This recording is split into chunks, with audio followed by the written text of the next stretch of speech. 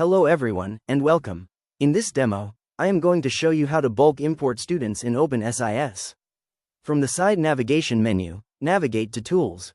This will open the Tools page, where we can access various utilities available within openSIS, including data interchange, end-of-year processing, system log tools, and developer tools. Under the Data Interchange section, click on Student Bulk Data Import or Update. This page allows administrators to either import new student records in bulk or update information for existing students using a spreadsheet file. For this demonstration, we will learn how to import new student records into the system. Click on Add. This opens the Student Bulk Data Import page. Here, we can see the complete bulk import process explained in 5 simple steps. Let us go through each step one by one. In step 1, click on Generate and Download Data Import Template. This downloads the Excel template that must be used for importing student data into the system. After downloading the template, open the file. If prompted, click on Enable Editing. We can now see an empty spreadsheet containing all the required student information fields as column headers. Next, enter the student details in their respective columns, such as student name, demographic information, contact details, and other required fields. After entering all the information, save the file from the File menu. Now return to the openSIS portal.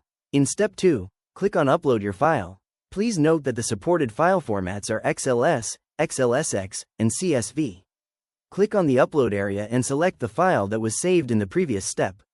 Once the file has been uploaded successfully, proceed to step 3. Here, we have the mapping function.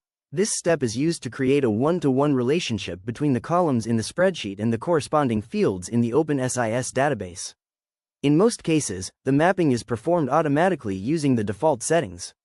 However, administrators can review the mappings and select the appropriate database field from the right column if any adjustments are required.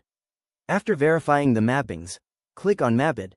If any changes are needed later, click on Change Mapping, make the required modifications, and then click Map It again. Once the mapping has been completed successfully, click on Import Students. The system will begin importing the student records into the database.